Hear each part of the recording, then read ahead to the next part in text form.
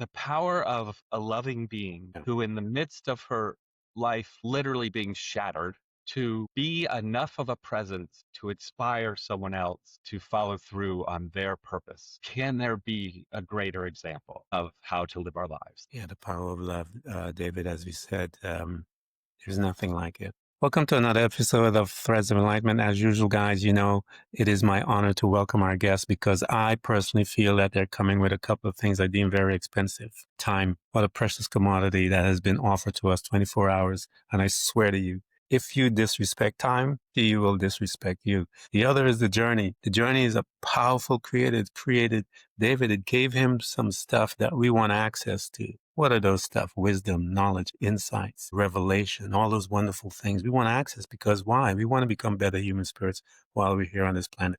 David, thank you so much for coming, man. It's my pleasure to be here. It's an honor to have you. I love tossing this question, if you will, to people out there, because I always say to people that we have two posts in our journey. The first is the independent post where we get to learn who we are. We learn about love, loving the self and respecting and honoring the self and all that stuff. And then the other post that we get a chance to hang out is that of a servant.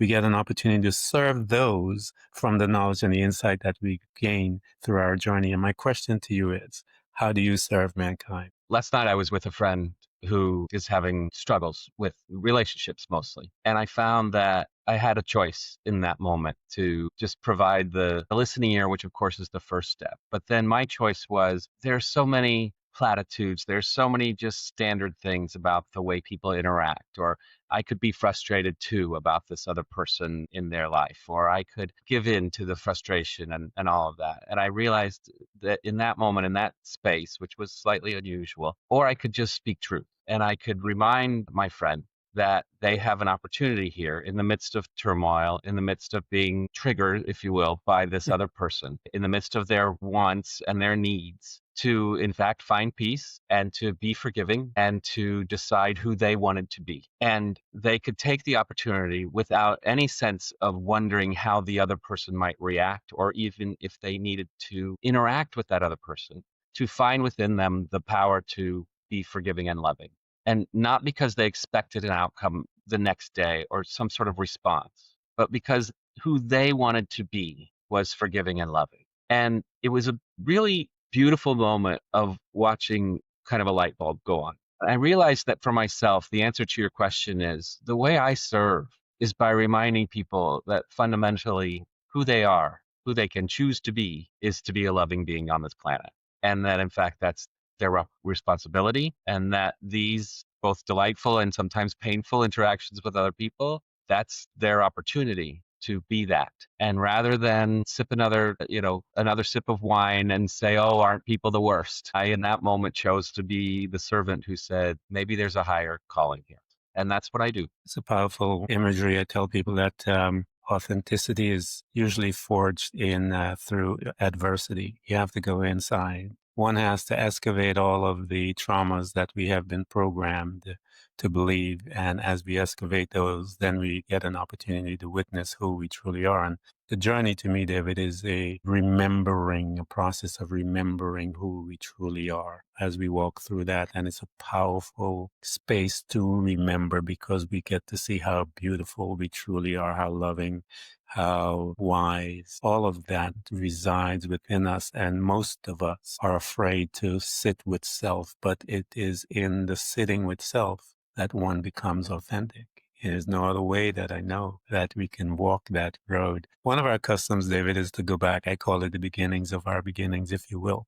This is the family. We have a couple of locations that we visit as we move through, quote unquote, our life to become independent. And the first is the family, and then we go through, we have the educational system and corporate and all those different entities that are telling us and programming us all day long what we ought to do and so forth. But that first is the family. In this location right here, David, we're going to learn a couple of things. This is where we're going to start developing our communication skills. We're going to learn our belief also is going to be starting right here. The behavior based on those beliefs is going to start manifesting there as well. Coupled with that is the mindset, which will then set us in on this road towards our adulthood.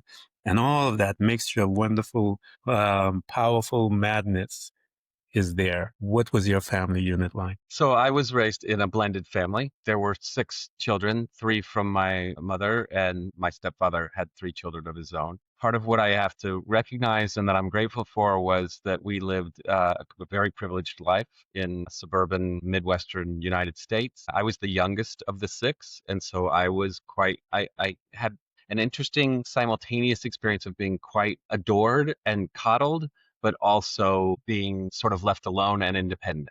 And so Yeah. that became a primary understanding for me, which was that I was loved and supported and I would need to take care of myself. And so my father was a doctor, and the community we lived in had great education and lots of very quintessential Americana-esque experiences in the 80s with a local swimming pool and good schools and those types of things. I had a very happy childhood. Mhm. There was not trauma. I was very, very fortunate, and that helped lay a foundation so that early in my life, when I was given the opportunity to understand more complex dynamics of interaction, fortunately, very, very fortunately, because I know this is rarely the case, didn't have to overcome physical circumstances or social circumstances, and it's a huge blessing, and I don't take it lightly to understand that was primary to my Yeah. ability to Yeah. grow. Let me ask you a question. Based on that foundation that you had received from the family, being the youngest and siblings, we know how to communicate with each other, if you will, or not communicate with each other. But in that setting, how did you show up towards others? What was that communication skill set that you started to utilize on your behalf for you as you're moving through on this planet? What was it like? How did you relate? One of the things um, that I recognized innately, again, it's all retrospect that I can put words to Yeah. this. It was very natural, of course, at the time, was that I was permitted and therefore entered into just being a very joyous presence. There's a lot of family stories about me having to be sent away from the dinner table because I couldn't stop laughing because I was giggling so much. Hmm. Tell a story in my memoir about a time when my parents were having a card party, another couple over, and that I ended up sort of sitting at the corner of the table, and the friend who had come, an adult friend of my parents, was engaging with me, and we were just laughing and just having so much fun, and I was just who I was as a kid, maybe 8 or 7 years old, just joyous. And being told a couple of days later, like how meaningful that was to him because he had been having difficult times in his life, which of course I didn't know at all. He had Yeah. lost his Yeah. mother or some such thing. So that's very much how I showed up. Was I was welcome, I was invited in, and I also learned not to go where you're not invited, but then to be afforded the I don't know, courage or the opportunity to just be giggly, to just be happy. And I was not the one entertaining. I wasn't telling the jokes. I didn't come to entertain. I was the presence that allowed other people to experience their joy too. And I remember that from a very early age. And it gave me a great confidence, but also going back to your very first question, it also gave me an understanding that I could serve that way, Yeah. that it wasn't about me getting the spotlight, that I could serve as a receptor or as a conduit for other people's energy, which at that time when I was young often came as joy and play. And then later, as I understood that dynamic, I realized that I assess and accept and appreciate and then help turn, in some cases, the energy that other people were bringing.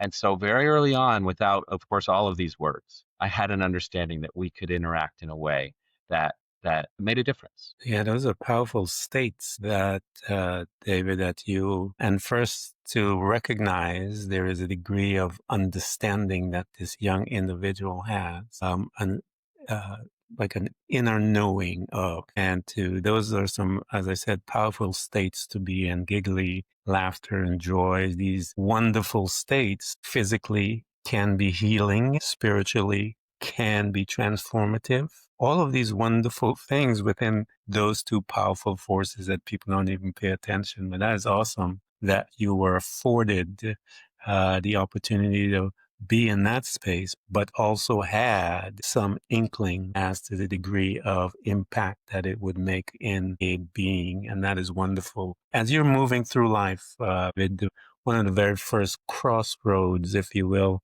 that you and I have to visit, and everyone else, is we have this road that says college, work, and stuff like that. And we're there, and we know why we're going, because we have a couple of people that are called parents that is going to point you in some direction. But my question to you is, what field of study did you pick, and why did you pick that? So it was interesting because it was one of the first diversions from the road. So I was very interested in, well, as a child, I was very interested in television. Like I watched quite a bit of it. Then there was something about my ability to be outgoing. And so people started to talk about performing arts and should I do that sort of thing. And I was too modest or too in denial to believe that I should be in front of the camera. So I decided to go to film school and learn how to be behind the camera. And the reason I say it was a diversion was because in the story I just told, did you hear me say that I realized that I didn't have to be in the spotlight? It could be about serving other people.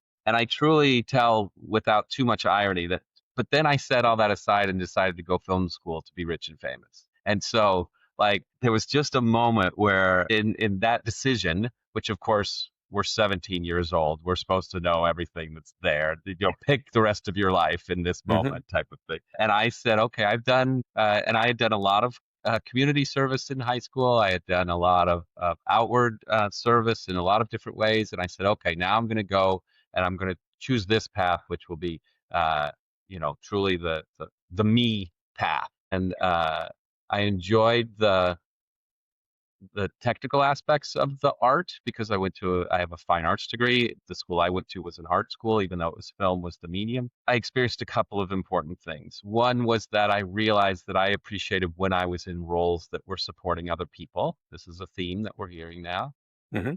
And the other is that I realized that I was entering into a realm of the world that can be very selfish. And so there was a lot of that around me, and I was new to it. I was almost naive, having come from this kind of delightful background that I had, to suddenly experience a culture that was so much me focused and me centric and egocentric. And I didn't really know how to navigate it, nor I discovered did I want to learn how to navigate it, because that wasn't me. I didn't want to become that.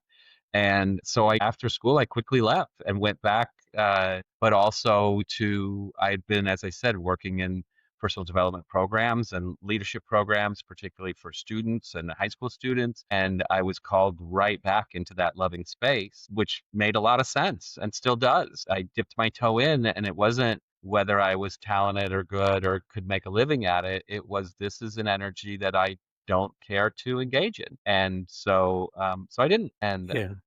and I went back to where my heart called. Talk to me about that, because what was that piece that pulled you towards personal development? Because you mentioned personal development. When did you begin that personal development journey, if you will? What caused the entrance of that mindset? Because again, this is a young individual. What prompted that, if you will? I was so fortunate to be invited to a personal development program before my freshman year and my sophomore year of high school. And it was one of those things that was a confluence of events, and the universe obviously had a great plan.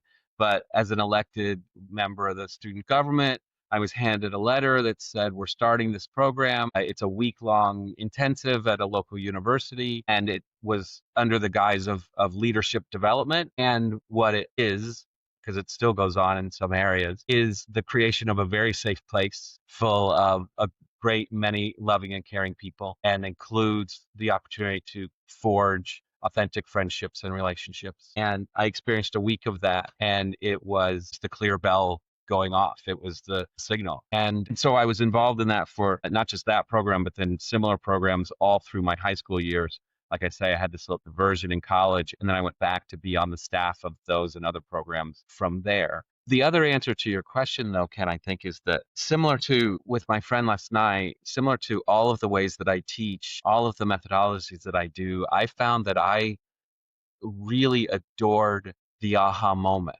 And Hmm. not just for myself, but seeing it in others. I found such great satisfaction in watching other people emerge, in watching other people find enlightenment, if you will, but find their own loving presence, to see the comfort of people who accept their own self-worth and who come to understand the value of that.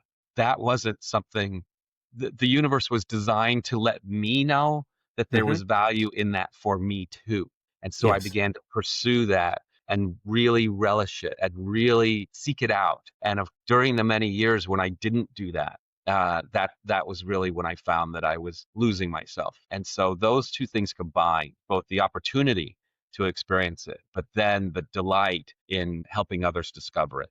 That's what really led me down the path. It's intoxicating is the word. And it is powerful. To me, I tell people it's almost a spiritual holiness to see that, because in my mind, it's a birth that is happening that we have an opportunity to witness. I call it the becoming birth, meaning that you're moving them from this dark perspective. And it's only a perspective that keeps us in bondage. I'm telling you, I tell people this all the time. It's only how we perceive that particular situation. But when one allows themselves the opportunity to move and change the perspective, we have an opportunity to witness that light bulb moment, if you will, that revelation, that light penetrating, the moving of one darkness to light, to freedom. They have the opportunity, I call it, to become. And Yes. that space is big, wide open. There is no limitation Right. in Yes. that And expression. such a beautiful and important reminder that you provide for us, Ken, there, that it really is, that it's perspective. It is within us and what we're doing. And that's sometimes the basis of the initial shift. You have probably come across people who just feel so burdened or beaten down by outside Yes. circumstances. And of course, those things are real. Of Hmm. course, there are reactions in our body, in our physiology, and in our needs and our wants as a human being. And the enlightenment journey that I hear you speaking of, to help people remember that, this really is an internal mechanism, a shift in perspective. Thank you for that. You're welcome. I think most people, until when we engage in a conversation, David, most of them don't realize that they have the power to change. They're so dependent on the default program that they just allow themselves, is the word. They allow themselves to be moved and guided by the outside force. But when you mention and you bring it to them that, hey, it's an internal compass that can change all of this, you could see some of their eyes just pop open, because no one has ever sat down with them and said, wait a minute, you can change from disconnecting from the default program and create something else based on you. What do you want? And not what do they want you to be? What do you want to be? And that is the changing of the perspective. And once they see, Absolutely. Yeah. Because I think that I lost that thread for a second, but I think that the other side of that is, and I'm speaking to, because previously we talked about the trauma, the history, the where you came from, what was planted within you. yeah. But the other thing that we're overcoming is, what is the expectation? What Hmm. is, like, we've already alluded to it, those times, oh, you have to make a choice, and here now comes college, and here comes career, and here comes, where along the path of expectation are you? All those expectations from the outside world. I mean, even just think of my friend who was still so consistently defining the success of his relationships based on what they looked like, how other people might see them, where were they on this imaginary path of expectation, and what's the third date look like, what is the sixth date, what does it look like after 6 months, when do we get all of that external stuff. And the shift in perspective was, how is this relationship allowing you to be your authentic self? That's, in a way, the only gauge of success in a relationship, Yes. in any relationship. And so I love how all this is weaving together. It is internal. And Yes. we're not just evaluating what's within us. we're evaluating, are we overcoming what we think is being thrown at us? Yes, I think and that's it, as we move through, as life happens, I tell people I call the period, David, life happens, where we just drift for many years. And we're dabbling while we are drifting, dabbling meaning like you were open to personal development. Sometimes we dabble in it until one day when it becomes our reality, when we're like, wait a minute, my life is spinning out of control. And I've gained all of this stuff, but I've never, and I tell people that's when we have accumulated the theories. As we have classroom, there is a theory, but then life and the practicality gives you the lab experience. Talk to Mhm. me, David, as to when the theory, when you're in that phase, and what was the lab lesson that ushered you into the reality of, oh yeah, this is where I need to get busy for me at a deeper level. Well, first of all, I think we should all accept that there is not just one, or that it's an ongoing thing. I do want to talk, so we'll get to the recent shift, but I think the one that's most pointed to your question is the lab and theory for me were very much this returning to my hometown, returning to personal development, but then being offered the opportunity, dabbling in, well, what if we begin to incorporate energy dynamics into this? What if we begin to incorporate a spirituality that is bigger than ourselves, and a knowledge that there's more to? And so I began to study in that realm, and meditation helped, and classes, the dabbling part. Yes. And I wrote my first book very much on the theory of how do we overcome circumstance and contradiction with this broader knowledge, with this acceptance of a greater energy that can flow through us, that we can incorporate into our lives, that we can trust and have faith in. And then the test of that came a number of years later when the universe decided I was ready, and that was when my mother was diagnosed with leukemia. She was 65. I was 35, Mm-hmm. maybe, uh, 34. And uh, the the laboratory that it provided for us, because the disease in itself we didn't quite understand. She and I were very close. We lived near each other. We relied on each other for a great many things. I was the father of her only grandchild at the time, and so there was a lot of interaction. It was a huge surprise. And the simplest and most basic concepts of faith and even personal understanding all Yeah. came into examination during that time. Mm-hmm. There is, of course, the medical side. We gave that away. We don't know. And so if we want to make decisions based on how we're feeling and obviously how we're responding. But it's not my job to figure out leukemia. But there were wonderful, beautiful energy things we could do. The simplest example, she was in the hospital. This was back in a time in which chemotherapy was inpatient and dramatic and traumatic. And she was in the Mm-hmm. hospital for 3 weeks. And one of the first things we noticed was these horrible fluorescent lights, just this Yeah. glare that was in this space that was supposed to be her sanctuary. And so the next day, I brought in this big kind of antique floor lamp with a big globe and a frilly shade and planted it in the corner. And I remember in the evening, we turned that light on and turned off those overhead glare and felt ourselves relax. Yes. And the notion of becoming aware enough of yourself to Mm-hmm. know that atmosphere matters, that just a lamp and lighting, and rather than just bear what is there because, oh, this is a hospital, it must be what it should be, to take a simple action to create comfort in the midst of, I don't know, chaos almost. There are bigger examples of that. She found a symbol that was important to her, a butterfly, the chrysalis, the rebirth of a butterfly. And the word got out to her friends and her very large social network. And so the room became filled with different types of butterfly. People would find specific greeting cards that had that. There were plants that had mechanical butterflies. Children were drawing pictures of butterfly. And so suddenly there was this connection with something greater that had meaning for all of us, but now also for the people who were rooting for my mom, who were holding her, who were given the opportunity to, again, express their own caring in this situation. And so we gave them something to grasp onto, and it created an exponential response of loving Yes. support because we gave people, oh, so powerful. And of course, all of those people, whether they're doing it on bended knee or just while they're scribbling on a paper, they're in a sense praying. They're Yes. creating an energy Yes. that's so powerful, that is such a connection to the greater. It's allowing them to express their love outside of themselves. It's allowing love to flow into the world because of this one circumstance. And so those among so many, in fact, my second book was about that experience and how the instruments of my belief and of spirituality were literally put to the test, and how we incorporated them and found that they were true and found that they worked and found that they had meaning. And the number of people who found meaning for themselves through my mother's disease was staggering. And that's what we do as people. We don't focus on the despair of the moment.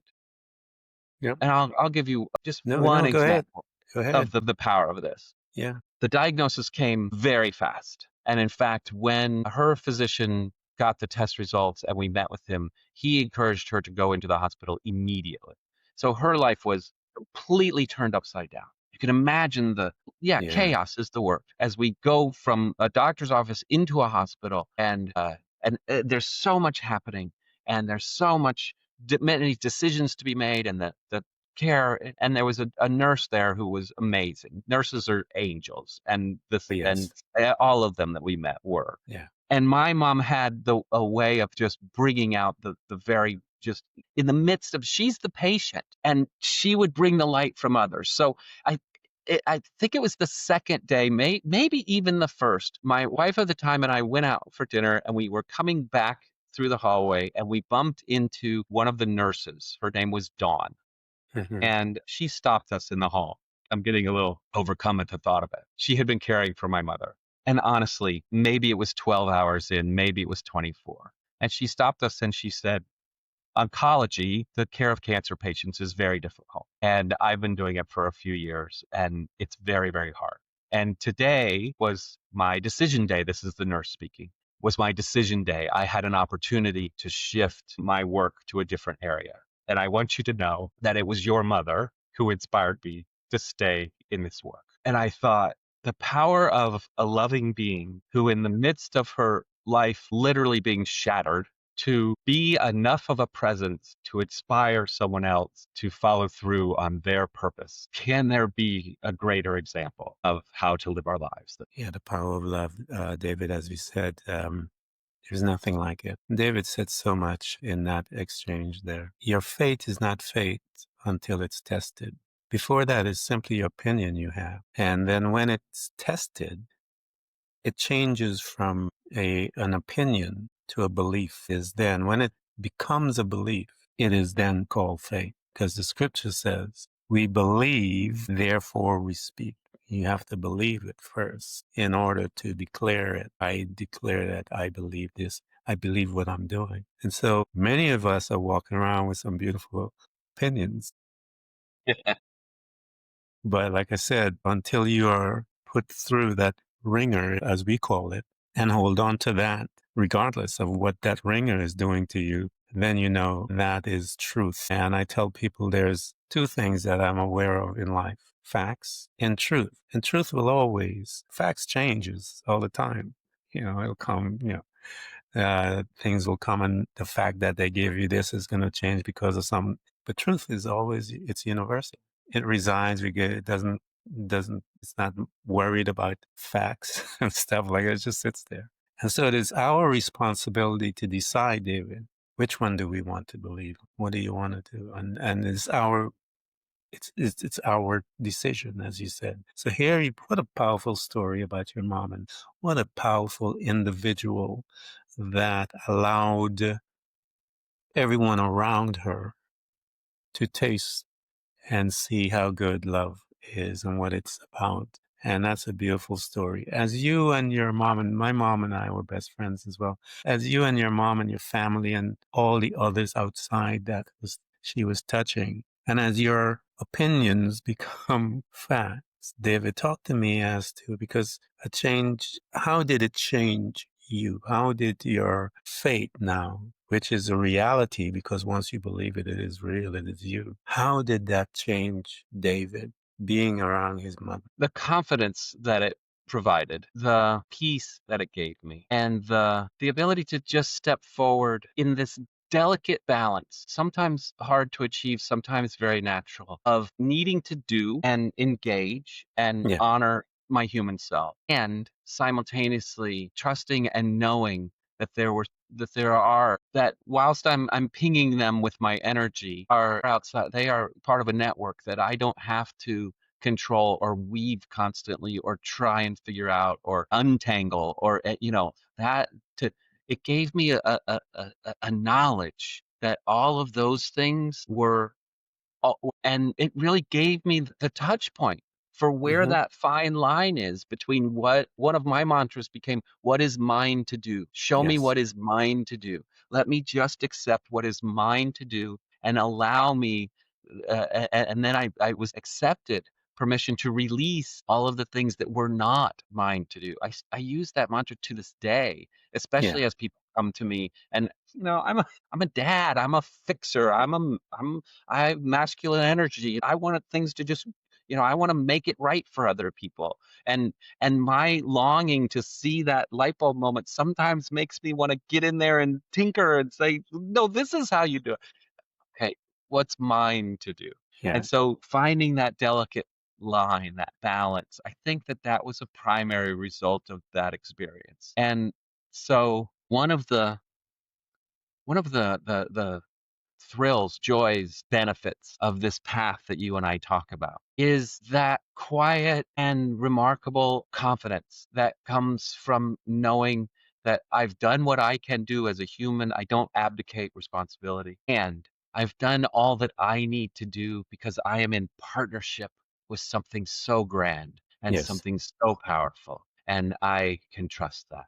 And I would say, I realize I'm using that word consistently. Trust is maybe the greatest outcome of that whole experience. One of the words that describes faith. And faith allows you and I access to a bigger library that is available to us in the realm of the spirit. The libraries that we have here is incomplete, if you will. But when we tap into that realm, the subconscious mind psychologists will call in spirit the soul of the individual. But when we tap into that other library, and that soul and the spirit of that man have access to data that is so much more powerful that resides here. And as you can only walk there, and the only way that door of the library is open or one can walk in that I know of is through faith. And so here you are, David. What a wonderful experience to be there with mom and that whole process because it will change your being. As you came out changed, and now you are looking back at that situation, you have gained access to another set of library. You're standing there now. What was the synchronicities, if you will, that began to bring you to where you are today? Yeah, right. So I think that's 20 years ago. And so part of what occurred thereafter was another one of what did I call it before with school? A diversion. Diversion. And this one was long and slow. And it was a long and slow denial of a number of things. And there were lots of life happens, of course. Now I had children. Red flags, we call them. Then, of course, I had teenagers. Now I'm engaged in a marriage. Now I'm wondering about career and trying to do those things. I was a stay-at-home dad for their upbringing, and so I was managing a household, but I was also trying to be fulfilled myself. And I found that I began to lose my connection to the divine, to something greater. There was a long, slow turn to not denial necessarily, but more of a numbness, of an obsolescence. Hmm. I found that I was misusing my knowledge of the greater good of a spirituality. I found that I was denying my human experience by going to a place of piety. Yeah. And at first, it was an abdication of responsibility. I don't need to do anything like what I was saying before, like, oh, I'll just give it all away. I have nothing to Hmm. do. I wasn't Yeah. asking what's mine to do. I was giving it all away, which, of course, based on everything we've talked about, so obviously denying my purpose, my Hmm. wanting to reach out to others, my wanting to teach, my need to share what I had. And then after a number of years, it became a little more insidious than that, which was that I was saying, well, I'm not happy or I'm not fulfilled. Well, then I must not be doing the spirituality right. If I was more worthy, if I was more spiritual, if I was more engaged, like I must be doing something wrong. Then, Yeah. and as soon as we say right or wrong, that's judgment. Judgment. Yeah. So now I'm sliding, and now into the slide has become judgment.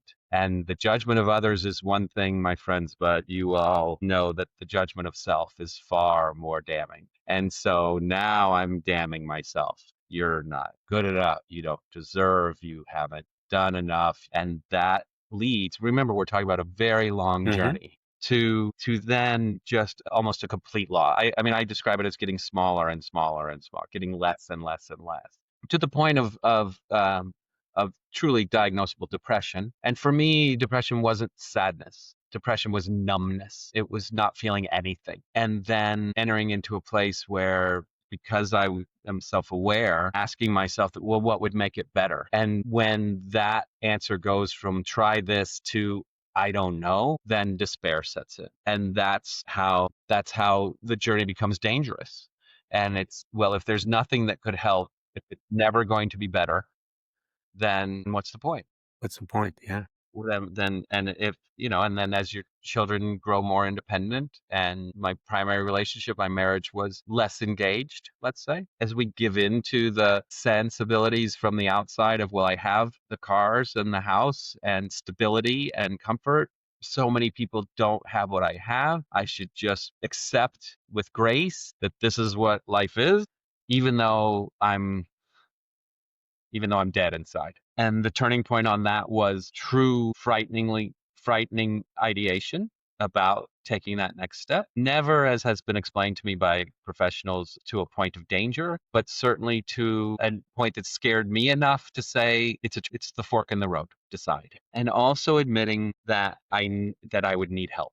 Giving up on my fierce independence and this outward stoicism, this if I'm functioning, I'm okay mentality, and finding at last a good therapist. I'd had therapy before, but looking back on it, I mean, we could do a whole show on how to properly engage a professional to help Yeah. you. But the other thing that happened when I stepped into his office for the first time was I decided to no longer play around or try to game the system or try to be untruthful.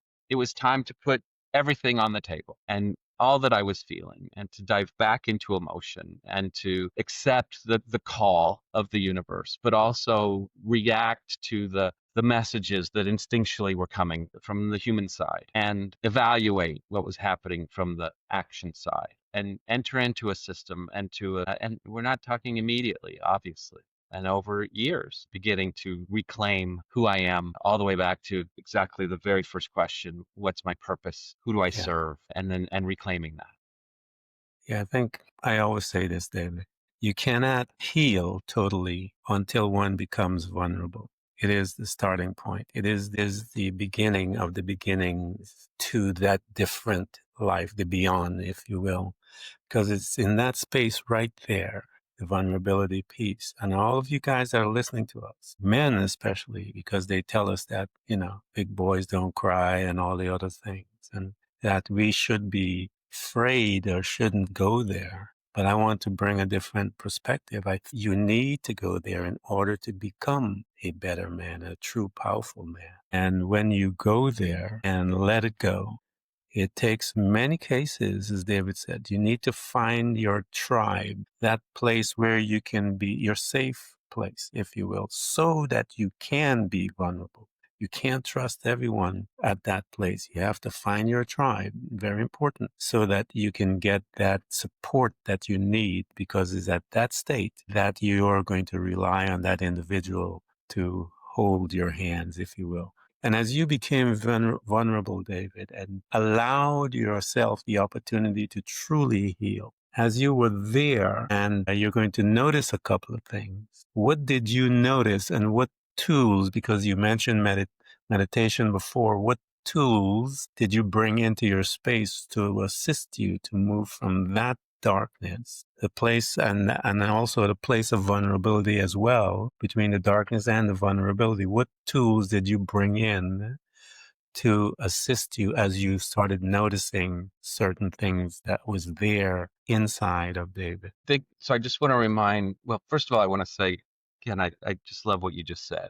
And I want to reiterate your phrase, the becoming a real and powerful person. I think that one of the misnomers that we claim is that vulnerability, and I'm going to add authenticity to Yes. that. That means that suddenly we're permeable, that Hmm. anything could happen, and it weakens our position. When in fact, I just want to reiterate your words. It is in fact the key to our power. It makes us so greatly powerful when we do it. In my case, what I discovered first off, because a lot started to happen quickly over the course of a few years, was the power of emotion. And remember, what I framed this as understanding that I was in a desert of emotion, complete dry, like I wasn't feeling anything, and that was causing me great pain. So through an understanding, just through vulnerability and authenticity, both first, almost literally, as you say, find your tribe or find your person or find your space. Person, yeah. Almost at first, just in that office for that hour a week, the cracks began to form in the shell, and the emotion began. And I found tremendous power in the unleashing of that, the feeling. I just let go of any fear of emotion and feeling. And then later, of course, once my body said, "Oh, we're going to do this now," Yeah. then it's just, Yeah. big, Came big, in. big, big feelings. And so the tool that allowed that to be powerful was twofold. The first was releasing judgment. I shouldn't feel this way. I don't like feeling this way. Got to get over this right away. I need to fix this right away. Anything that said that the emotion itself needed to be tamped or qualified or anything, just allowing the authenticity and the vulnerability to happen was step one. Like, this is it. And for me, of course, it was the difference between feeling alive and not feeling alive. So I began to embrace and be grateful for even the most difficult emotions. So that's number one, release of judgment. And again, remember, that's judgment of self. That's what we were just saying can be so damning. So it's releasing judgment.